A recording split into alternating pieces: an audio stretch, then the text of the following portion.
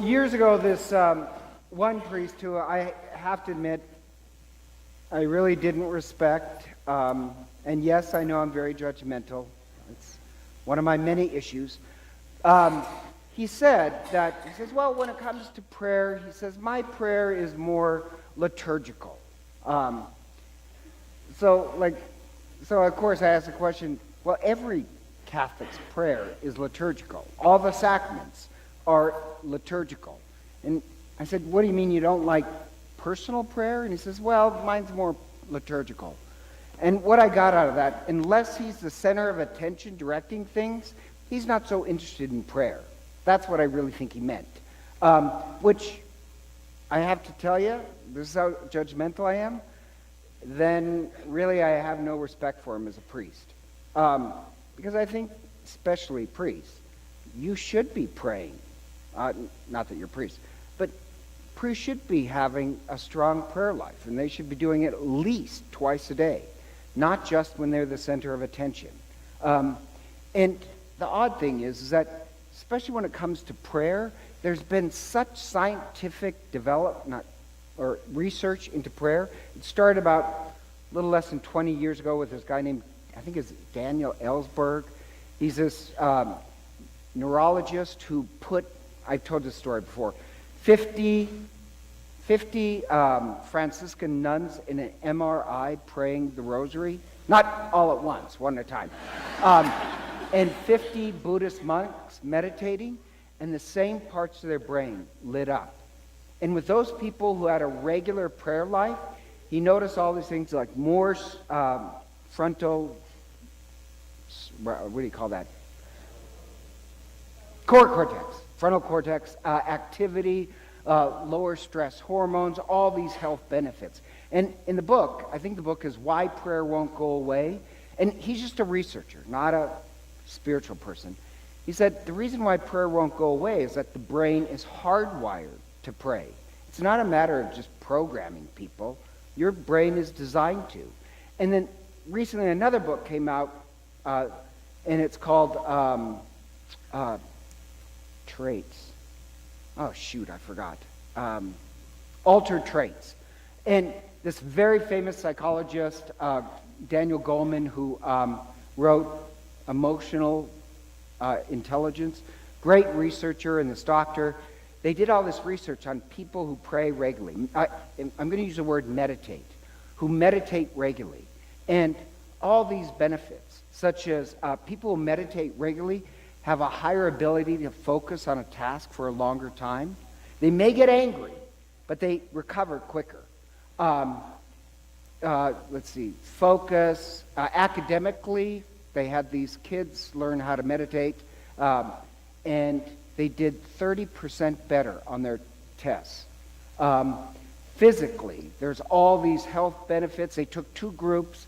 One, they taught them about diet and exercise, and I love this, signed them up for a weekly massage. And the other group, they gave the same thing. I want the weekly massage. The same thing, but they also taught them how to meditate.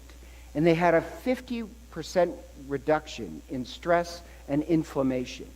So all these physical benefits, but also people who pray regularly test out to be far more compassionate. They feel other people's pain, and therefore they do more. And your own physical pain, if you pray, this is the odd part of the study, if you pray regularly, this sounds strange, but you recover from pain a lot quicker. People who don't, you have a lot more anticipatory pain, you have pain, and then you don't recover from pain as well. But if you pray regularly, meditate regularly, you overcome, recover from pain quicker. Now, the odd part is this, is that if you pray regularly, you also, when you experience pain, it's a higher peak, but you get over it quicker. Does that make sense? But that's part of the compassion thing. You can not only feel your pain, but you feel other people's pain. And people that pray regularly, they turn out to be happier. And so, there's an enormous amount of scientific evidence that you should take up a regular life of meditation.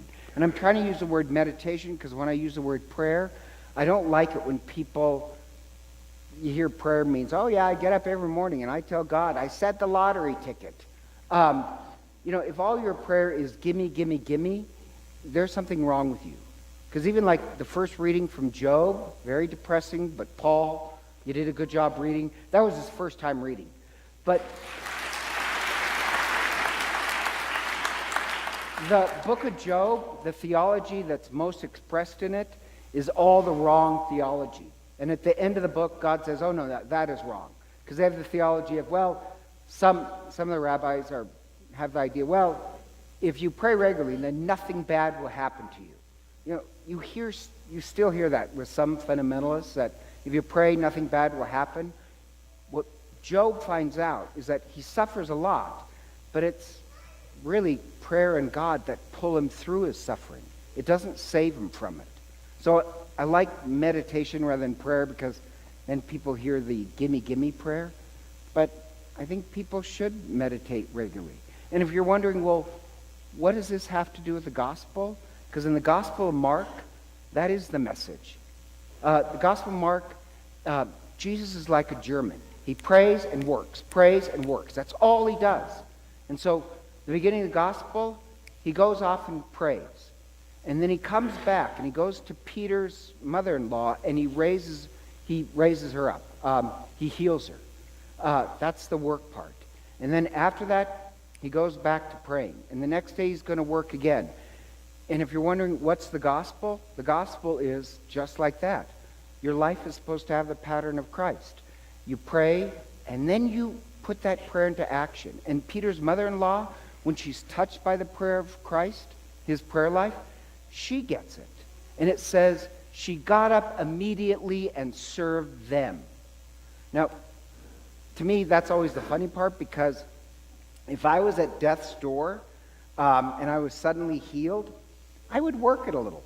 And I rarely get sick. I've taken maybe 3 sick days my entire time here. But if I was at death's door and healed, I would be annoying. I'd be like, Patty, could you get some milk for my cream and stir it? And I would try and work it. But it says about the mother-in-law, she gets up immediately and serves them. It just means that she's going to have this pattern of prayer and work for others, prayer. And so that is the message. Or at the very end of the gospel, when Jesus says, no, let us go to other towns so I can preach to them. What preaching? He didn't do any preaching so far. He's literally said almost nothing but a few sentences. The only preaching he's done is given us this pattern of prayer and then work, and prayer and work. And I'm sorry, you take up this life of meditation, I just think all the evidence is you become more passionate, your work becomes more productive. That is the gospel message. And now, here's the hard part, and I don't mean to insult anybody, but the same way I kind of had that sneer at the priest who said, well, I don't have much of a prayer life, but mine's liturgical, and then calls himself a priest, I have a problem with that. And I also have a problem with people who say, yes, I'm a Christian, but I really don't pray. Well, then you just like Christian philosophy or Catholic theater.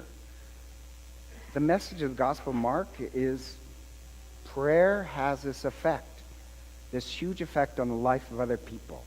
If we claim to be Christian, then our life should have the same pattern of a lot of prayer and work.